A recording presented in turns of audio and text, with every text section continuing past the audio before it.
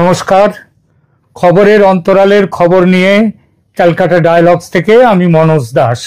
আজকের প্রতিবেদনের শিরোনাম দেখে হয়তো কেউ কেউ ভাবছেন যে শেখ হাসিনার দেশে ফেরা নিয়ে মন গড়া কিছু কাহিনী শোনাতে বসেছি আপনাদের। না, বিষয়টা আদৌ সেরকম নয়। শেখ হাসিনার দেশে ফেরার কথা আমি বলছি না, একথা বলেছেন নেত্রী স্বয়ং। খুব বেশি দিন আগের কথা নয়, জুলাই মাসের 8 তারিখের কথা। কি বলেছিলেন তিনি এক ভার্চুয়াল ভাষণে, মনে পড়ছে? ঠিক আছে, সংবাদপত্র থেকে সরাসরি পড়ছি তিনি কি বলেছেন সেদিন। একবার আপনারাও দেখে নিন সংবাদপত্রে কি বলা হচ্ছে। এখানে বলা হয়েছে, নিউজ ডেস্ক দৃষ্টিভঙ্গি। বাংলাদেশের প্রাক্তন প্রধানমন্ত্রী শেখ হাসিনা এক চাঞ্চল্যকর সিদ্ধান্ত ঘোষণা করলেন। সোমবার রাতে এক ভার্চুয়াল ভাষণে হাসিনা জানিয়েছেন তিনি শীঘ্রই দেশে ফিরবেন এবং নিজে থেকে আদালতের মুখোমুখি হবেন। তার স্পষ্ট কথা, দেশে ফিরে মামলার মোকাবিলা করব, দেখব কত ধানে কত চাল।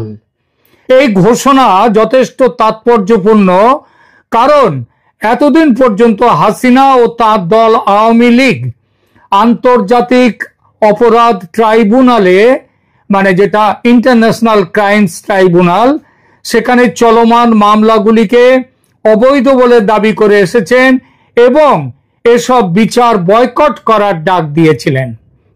ঢাকার আন্তর্জাতিক এরপরে একটু পরেই লিখছেন, বলা হচ্ছে খবরে, সোমবারের ভাষণে শেখ হাসিনা আবারও এই বিচার প্রক্রিয়াকে প্রশ্নবিদ্ধ করেন, কিন্তু পাশাপাশি জানিয়ে দেন তিনি দেশে ফিরেই আদালতের মুখোমুখি হবেন এবং নিজের অবস্থান ব্যাখ্যা করবেন।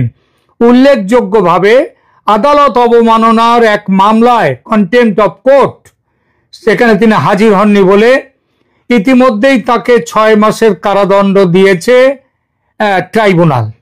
শুনলেন, এখানে তিনি স্পষ্টই বললেন দেশে ফিরবেন। আইসিটি বা ইন্টারন্যাশনাল ক্রাইম ট্রাইব্যুনালে তার বিচার চলাকালীন ফিরবেন, বিচারের মুখোমুখি হবেন। অর্থাৎ ইউনূস সরকার ক্ষমতায় থাকলেও শেখ হাসিনার বিচার, ক্ষমতায় থেকে ইউনূস শেখ হাসিনার বিচার চালাবেন আর তখন তিনি ফিরবেন। তার মানে ওই যেমন আমি লিখেছি, আগামীকাল যদি তিনি দেশে ফেরেন তাহলে কেউ অবাক হবেন না।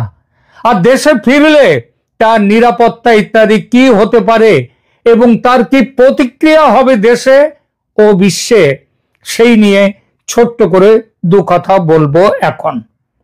বুঝতেই পারছেন এই বিষয়, অর্থাৎ কি হতে পারে, এই সম্ভাব্যতা নিয়ে আলোচনা করতে গেলে আমাকে যেহেতু সম্ভাব্য, সুতরাং কল্পনার আশ্রয় নিতে হবে। কিন্তু কথা দিচ্ছি, সে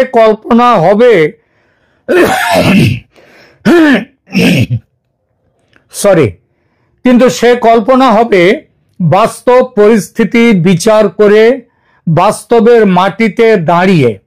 যদি আগামীকাল শেখ হাসিনা বাংলাদেশে প্রত্যাবর্তন করেন তাহলে তার প্রত্যাবর্তনের রাজনৈতিক, সামাজিক এবং আন্তর্জাতিক প্রভাব বিষয়ে বেশ কিছু সম্ভাব্য দিক রয়েছে। দেশের রাজনীতিতে কি প্রতিক্রিয়া হতে পারে, এটা এ বিষয়ে ভালো ও খারাপ দুটো দিকে আছে। প্রথমে ভালো দিকটা বলি। শেখ হাসিনার নেতৃত্বে বাংলাদেশে 1 যুগেরও বেশি সময় ধরে উল্লেখযোগ্য অর্থনৈতিক প্রবৃদ্ধি হয়েছে এবং অবকাঠামোগত ইনফ্রাস্ট্রাকচারাল ডেভেলপমেন্ট, উন্নয়ন সাধিত হয়েছে। তার প্রত্যাবর্তনে আওয়ামী লীগের রাজনৈতিক স্থিতিশীলতা ফিরে আসতে পারে এবং দলের পুনর্গঠন হতে পারে। দলের যে বিপুল সংখ্যক কর্মী আজ হত উদ্যম হয়ে পড়েছেন, তাদের আশা ভরসা যেন অনেকটাই ভেঙে গেছে, তারা উদ্দীপ্ত হবে ভীষণভাবে হাসিনা ফিরে এলেন। সেই যে মরা গাঙে জোয়ার আসা বলে একটা কথা আছে না, সেটাই হবে। আর নেতিবাচক দিক, শেখ হাসিনার শাসনকালে দুর্নীতি, সরকারি নিয়োগে কোটা ব্যবস্থা ও মানবাধিকার লঙ্ঘনের গাদা গাদা অভিযোগ উঠেছে। এই অভিযোগের অনেকটাই যদিও রাজনৈতিক এবং ষড়যন্ত্র প্রসূত। তার প্রত্যাবর্তন কিছু মানুষের মধ্যে বিভ্রান্তি ও বিরোধিতা নতুন করে জাগিয়ে তুলতে পারে, বিশেষ করে যারা তাকে গণতান্ত্রিক প্রক্রিয়ার প্রতি অবিচার করেছেন বলে অভিযোগ করেন। কিন্তু এখানে একটা কথা বলতে হয়, 1 বছর আগে শেখ হাসিনার বিরুদ্ধে যতটা জনমনে বিরোধিতা ছিল তার অনেকটাই কমে গেছে। আজ বাংলাদেশের মানুষ আজ খোলাখুলি বলছে এর চেয়ে শেখ হাসিনার আমল অনেক ভালো ছিল। রাজপথে জনতা স্লোগান দিচ্ছে শেখ হাসিনা ফিরে এসো। এরপরেও যদি মানুষের পাশে এসে না দাঁড়ান তিনি, মানুষ কিন্তু মুষড়ে পড়বে, এবং মানুষ যত মুষড়ে পড়বে আওয়ামী লীগের ফেরার পথ কিন্তু তত দুরূহ হবে, শক্ত হবে। আন্তর্জাতিক প্রতিক্রিয়ার দিকে একটু দেখি। প্রতিবেশী দেশ, বিশেষ করে ভারত, তার নিরাপত্তা ও অর্থনৈতিক স্বার্থের কথা ভেবে শেখ হাসিনার প্রত্যাবর্তনকে অবশ্যই ইতিবাচকভাবে গ্রহণ করবে, কারণ শেখ হাসিনার শাসনকালে বাংলাদেশ ভারত সম্পর্ক নতুন উচ্চতায় পৌঁছেছিল। বিশ্বের অন্যান্য দেশ এবং সংস্থা তারা হয়তো শান্তি, গণতন্ত্র, মানবাধিকার পরিস্থিতি নিয়ে তাদের পুরনো অবস্থান অনুযায়ী সমালোচনা করবে শেখ হাসিনার, কিন্তু তাদের প্রিয় পাত্র ইউনূসের আমলে যেভাবে গণতন্ত্র, মানবাধিকার লঙ্ঘিত হচ্ছে বাংলাদেশে, সেটা হাসিনার আমলের তুলনায় অনেক অনেক বেশি। জাতিসংঘের রিপোর্টেও পর্যন্ত ইউনূসের আমলের এই ব্যাপারে তার যে রেকর্ড, সেই খারাপ যে রেকর্ড, সেই রেকর্ডের উল্লেখ কিন্তু এসেছে। এইবার দেখা যাক হাসিনা ফিরলে তার বিচার হবে, তিনি শাস্তি পেতে পারেন। এই শাস্তি বিচার কেমন এবং শাস্তি কেমন হতে পারে সেটা নিয়ে দু কথা বলি। শেখ হাসিনা বর্তমানে বাংলাদেশ আন্তর্জাতিক অপরাধ ট্রাইব্যুনালে আইসিটিতে বিচারাধীন রয়েছেন। সম্প্রতি আদালতকে অবজ্ঞা করার মামলায় তাকে 6 মাসের কারাদণ্ড দেয়া হয়েছে। ট্রাইব্যুনালে তাকে মানবতা বিরোধী অপরাধ, বিশেষ করে 2024 সালের সরকার বিরোধী গণতান্ত্রিক প্রতিবাদের নির্মম দমনের জন্য দায়ী করা হয়েছে। এসব অভিযোগের অনেকটাই যে ভুয়ো, সেসবগুলো আজ প্রমাণিত হচ্ছে। যেসব হত্যাকাণ্ড হয়েছে আন্দোলন চলাকালীন, তার বেশ কিছু যে হাসিনার বিরোধীরাই করেছে, তাদের ষড়যন্ত্রের কারণে যে হয়েছে, এসব তথ্য সামনে উঠে এসেছে। আর এখানেই প্রশ্ন ওঠে, বাংলাদেশে বিচার ব্যবস্থার নামে যে প্রহসন চলছে, সেখানে সত্যিকারের তথ্য প্রমাণ ভিত্তিক ন্যায় বিচার কি আদৌ আশা করা যায়?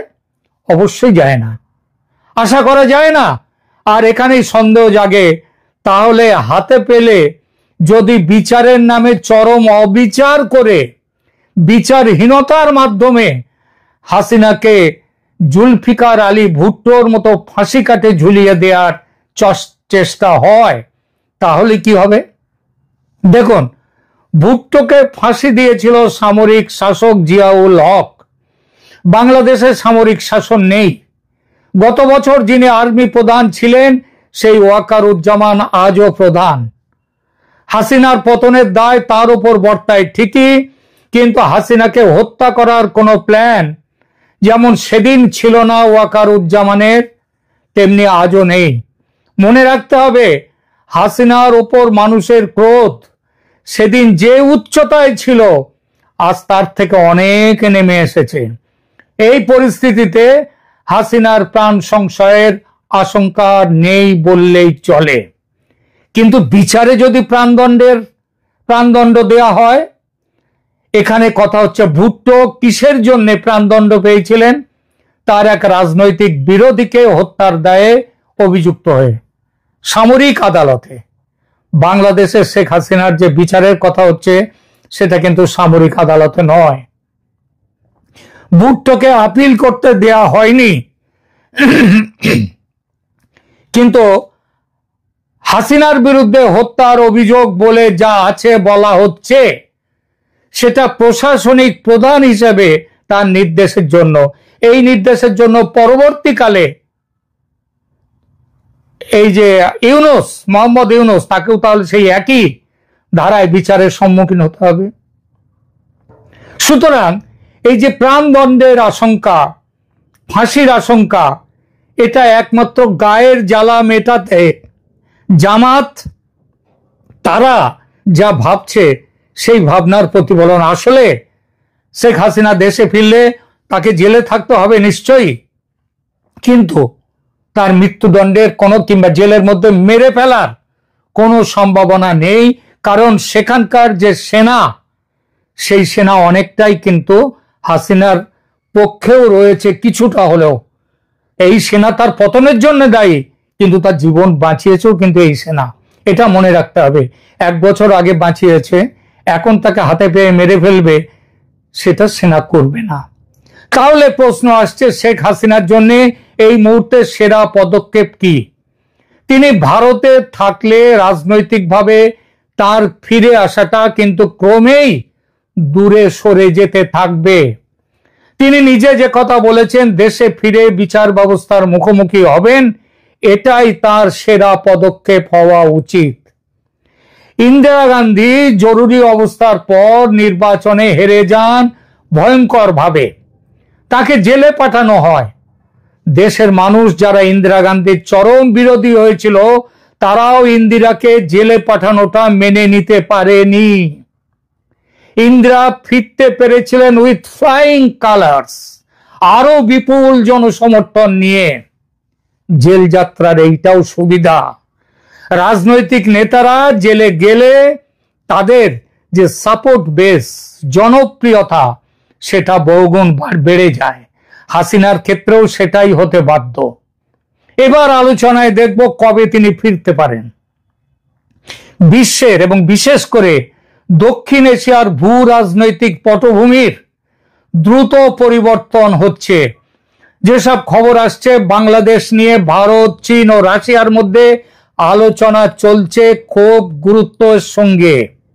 আমেরিকার কাঠপুতুল ইউনূসকে সরিয়ে হাসিনাকে ক্ষমতা ফিরিয়ে দেওয়ার পথ ও প্রস্তাব নিয়ে আলোচনা চলছে।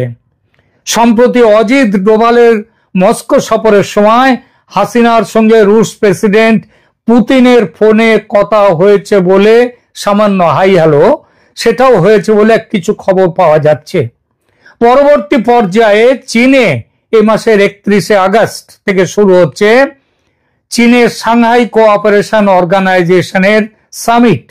সেই সামিটে মোদি, পুতিন, শি জিনপিং তাদের আলোচনা হবে এবং বাংলাদেশ সেই আলোচনার একটা বড় জায়গা। বাংলাদেশে আমেরিকার ঘাঁটি স্থাপনের বিরুদ্ধে, সৈন্য ঘাঁটি স্থাপনের বিরুদ্ধে ভারত, চীন, রাশিয়া। সেই আলোচনার পরপরই শেখ হাসিনা দেশে ফিরে যাবেন, জেলে থাকার জন্য প্রস্তুত হয়ে যাবেন তিনি। বাংলাদেশের মাটিতে তিনি পা রাখলে সেখানকার রাজনীতিতে ভূমিকম্প হবে, বড়সড় ভূমিকম্প। হাসিনার সঙ্গে ফিরবেন ভারতে থাকা তার দলের নেতারা। ইউনূস সরকার কজনকে জেলে রাখবে? ইউনূস সরকার কজনকে জেলে রাখবে? আওয়ামী লীগ দখল নেবে রাজনীতির, মিলিয়ে নেবেন কথা। সুতরাং শেখ হাসিনা খুব শিগগিরই দেশে ফিরছেন। এখনকার মতো এখানেই রাখছি, ভালো থাকবেন, ধন্যবাদ। প্রিয় দর্শক, সাজ্জাদ কাদিরের প্রতি নিন শুভেচ্ছা নিন। এই মুহূর্তে আপনাদের সামনে কথা বলতে এসে ট্রাম্পের ফোন ধরছেন না মোদি, কতটা শক্ত হলে কাজ করা যায়, এই প্রসঙ্গটা নিয়ে আপনাদের সামনে কথা বলবো। আজকে যে মুহূর্তে আপনাদের সামনে ট্রাম্প মোদি সম্পর্ক কিংবা মার্কিন যুক্তরাষ্ট্র ভারত সম্পর্ক নিয়ে আলাপ করতে এসেছি, ঠিক সেই মুহূর্তে ইতিমধ্যে 25% জরিমানা সহ মার্কিন বাজারে ভারতীয় পণ্যের উপর টোটাল 50% শুল্ক কার্যকর হয়ে গেছে। আজকে আমরা যে মুহূর্তে কথা বলছি, যে মুহূর্তে এই ভিডিওটি প্রচার হচ্ছে, ঠিক তার কয়েক ঘন্টা আগে ভারতীয় সময় 9:31 কিংবা বাংলাদেশ সময় 9:01 থেকে এই শুল্ক কার্যকর হয়েছে। এবং মার্কিন সময় অনুযায়ী, যেটি মার্কিন ইস্টার্ন এরিয়ার টাইম অর্থাৎ ওয়াশিংটন টাইম অনুযায়ী রাত 12:01 থেকে ভারতের উপর এই বর্ধিত শুল্ক কার্যকর হয়ে গেছে। কিন্তু তারপরেও ভারতের প্রধানমন্ত্রীর যে দৃঢ়তা আমরা দেখলাম একটি সংবাদ মাধ্যমে প্রকাশিত খবর থেকে, সেটি নিঃসন্দেহে নজিরবিহীন। ডোনাল্ড ট্রাম্প হচ্ছেন বিশ্ব মোড়ল। সারা পৃথিবী ডোনাল্ড ট্রাম্প কিংবা মার্কিন যুক্তরাষ্ট্রের প্রেসিডেন্টের অঙ্গুলি নির্দেশে চলে। সেই প্রেসিডেন্টকে তোয়াক্কা করছেন না ভারতের প্রধানমন্ত্রী নরেন্দ্র মোদী। খবরে বলা হচ্ছে যে সম্প্রতি ভারতের প্রধানমন্ত্রী নরেন্দ্র মোদীর সঙ্গে ফোনে কথা বলার জন্য অন্তত 4 বার চেষ্টা করেছিলেন মার্কিন প্রেসিডেন্ট ডোনাল্ড ট্রাম্প, কিন্তু মোদী তার ফোন ধরেননি। জার্মান সংবাদপত্র ফ্রাঙ্কফুটার আলজেমেইনের বরাতে ভারতের গণমাধ্যম ইন্ডিয়া টুডে কিংবা টাইমস অফ ইন্ডিয়া এ খবরও প্রকাশ করেছে। প্রতিবেদনে বলা হয়, ট্রাম্পের আচরণে চরম ক্ষুব্ধ মোদী সতর্কতা হিসেবে ট্রাম্পের কল এড়িয়ে গেছেন। ট্রাম্প এমন সময় মোদীকে এই কল দিলেন যখন দুই দেশের মধ্যে সম্পর্কের নজিরবিহীন টানাপোড়েন চলছে, মূলত তার কারণে। যুক্তরাষ্ট্র ভারত দীর্ঘদিনের মিত্র। তার চেয়ে বড় কথা, ট্রাম্প ও মোদীর মধ্যে উষ্ণ সম্পর্ক ছিল, যা দুই দেশের জন্য কোন নেতাদের মধ্যেই ছিল না। এমন ঘনিষ্ঠতার পরও ভারতের বিরুদ্ধে চড়াও হয়েছেন ট্রাম্প। ভারতের উপর সর্বোচ্চ 50% শুল্ক আরোপ করেছে। ব্রাজিলের উপর একই হারে শুল্ক আরোপ করেছেন। এমন পরিস্থিতিতে মোদীর ক্ষুব্ধ হওয়াটা অপ্রত্যাশিত নয়। সেটি যাই হোক, ডোনাল্ড ট্রাম্পকে অন্ততপক্ষে নরেন্দ্র মোদী, ভারতের প্রধানমন্ত্রী নরেন্দ্র মোদী অ্যাভয়েড করবার মতো সাহস দেখাচ্ছেন। এই সাহসটা, ভেতরের শক্তিটা আছে বলেই দেখাচ্ছেন। এটি নিঃসন্দেহে একটা বড় ধরনের বড় ঘটনা। ফ্রাঙ্কফুটার আলজেমেইন জানিয়েছে, মোদীর মধ্যে এমন কিছু লক্ষণ দেখা গিয়েছিল যাতে বোঝা যায় তিনি অপমানিত বোধ করেছেন। প্রতিবেদনে বলা হয়েছে, ট্রাম্প সাধারণত অন্য দেশগুলোর মার্কিন বাজারের উপর নির্ভরতাকে কাজে লাগিয়ে সুবিধা আদায় করেন, কিন্তু মোদী তার প্রথম মেয়াদে ভারতের অর্থনৈতিক স্বার্থে কোনো আপোষ না করে ট্রাম্পের সঙ্গে প্রতিযোগিতামূলক সম্পর্ক বজায় রেখে এর প্রতিরোধ করেছিলেন। এবং লক্ষণীয় বিষয় যে এবারও ভারতের প্রধানমন্ত্রী নরেন্দ্র মোদী তার দেশের স্বার্থ বিকিয়ে দিয়ে মার্কিন যুক্তরাষ্ট্রের সাথে আপোষ করেননি। এমনকি যে অজুহাতে বা ভারতের উপর বাড়তি 25% শুল্কের চাপ চাপিয়ে দেওয়া হয়েছে, রাশিয়া থেকে তেল ক্রয় বন্ধ করবার হুমকি দেওয়া হয়েছে, এবং রাশিয়া থেকে তেল ক্রয় করবার কারণেই এই যে বাড়তি শুল্ক আরোপ করা হয়েছে, সেই অজুহাতকেও তোয়াক্কা করেননি নরেন্দ্র মোদী কিংবা ভারত। নরেন্দ্র মোদী সরকার বলেছে যে ভারত সরকার যেখান থেকে সাশ্রয়ী মূল্যে তেল পাবে, জ্বালানি পাবে, সেখান থেকেই ক্রয় করবে। এক চুলে এদিক ওদিক হবে না। আমরা বিশ্বে এক দৃঢ়তা দেখলাম, দৃঢ়তা দেখছি, কারণ ক্ষমতা, অর্থনীতি সবকিছুতে মার্কিন যুক্তরাষ্ট্র সবার উপরে। এবং পৃথিবীর কোনো প্রান্তের কোনো দেশ সাধারণত মার্কিন যুক্তরাষ্ট্রকে চোখ রাঙিয়ে কথা বলে না, কিন্তু আমরা ভারতের প্রধানমন্ত্রী নরেন্দ্র মোদীকে রীতিমতো ডোনাল্ড ট্রাম্পকে চোখ রাঙাতে দেখছি। এর নেপথ্য শক্তিটা কি? এর কারণটা কি? এর পেছনে নেপথ্য শক্তি কি রাশিয়া? এর পেছনে নেপথ্য শক্তি কি চীন? হ্যাঁ, তেমনটাই হবে, কারণ ভারত এখন নিজেকে আর একা মনে করছে না। ভারতের সঙ্গে রয়েছে রাশিয়া, ভারতের সঙ্গে রয়েছে চীন। চীন, ভারত, রাশিয়া একটি ঐক্যের পথে, এক প্রকার ঐক্য হয়ে গেছে। এই ঐক্য হয়ে মার্কিন যুক্তরাষ্ট্রকে মোটামুটি নাস্তানাবুদ করে ছেড়ে দেবে, এই পরিকল্পনা কিন্তু ফাইনাল। যার দরুন নরেন্দ্র মোদীকে বারবার ডোনাল্ড ট্রাম্প ফোন করলেও ফোনটাকে অ্যাভয়েড করতে পারছেন। আজকে যদি ভারতে একা হতো তাহলে হয়তো এটি সম্ভব হতো না। ফোন ধরতেন, নেগোসিয়েট করতে চাইতেন বলতে নেগোসিয়েশনও কিন্তু চলছে। ভারত এবং মার্কিন যুক্তরাষ্ট্রের প্রতিনিধিদের মধ্যে ইতিমধ্যে ভার্চুয়াল বৈঠকও হয়েছে, প্রতিরক্ষা সংক্রান্ত বিষয়ে আলাপ আলোচনা হয়েছে। সত্যিকার অর্থে ন্যূনতম স্ট্রেংথ না থাকলে এগুলো করা যায় না, বিশ্বের মোড়লকে অ্যাভয়েড করা যায় না। ভারতের সেই স্ট্রেংথটা আছে, সেই স্ট্রেংথটা তৈরি হয়ে গেছে। মার্কিন যুক্তরাষ্ট্রের সঙ্গে যে টানাপোড়েন, এটি নিশ্চিতভাবে বলা যায় যে সমাধান হয়ে যাবে, কিন্তু এই যে স্ট্রেংথ দেখানো, এটিকে যে কেউ পারবে? আপনি যদি, আমি বাংলাদেশের নাগরিক হিসেবে বলি যে আমি যদি বাংলাদেশের সরকার প্রধান বর্তমানে যিনি আছেন মোহাম্মদ ইউনূস, তাকে যদি ডোনাল্ড ট্রাম্প ফোন করেন কিংবা হোয়াইট হাউস থেকে যদি ফোন করে, সাধারণত করে না, বড় জোর হয়তো ডিপার্টমেন্ট অফ স্টেটের দায়িত্বপ্রাপ্ত মার্কো রুবিও বা পররাষ্ট্রমন্ত্রী মার্কো রুবিও করতে পারেন, কিন্তু ডোনাল্ড ট্রাম্প যে বাংলাদেশের অন্তর্বর্তী সরকার প্রধানকে ফোন করবেন না এটি নিশ্চিত। কিন্তু একজন মার্কো রুবিও যদি বাংলাদেশের সরকার প্রধানকে ফোন করে, বাংলাদেশের সরকার প্রধান চেয়ার থেকে সাথে সাথে দাঁড়িয়ে যাবে, দাঁড়িয়ে ফোনে কথা বলবে, এমনটা। অন্যদিকে আমরা নরেন্দ্র মোদীর স্ট্রেংথ দেখলাম, একেই বলে স্ট্রেংথ তৈরি করেছে তারা। আজকে তারা চতুর্থ থেকে বিশ্বের তৃতীয় অর্থনীতির দিকে ধাবিত হতে যাচ্ছে। নরেন্দ্র মোদীর এই স্ট্রেংথকে আমরাও স্যালুট জানাই। যাই হোক, আমরা দেখতে চাই যে ভারত এবং মার্কিন যুক্তরাষ্ট্রের সম্পর্কটা শেষ পর্যন্ত কোথায় গিয়ে দাঁড়ায়।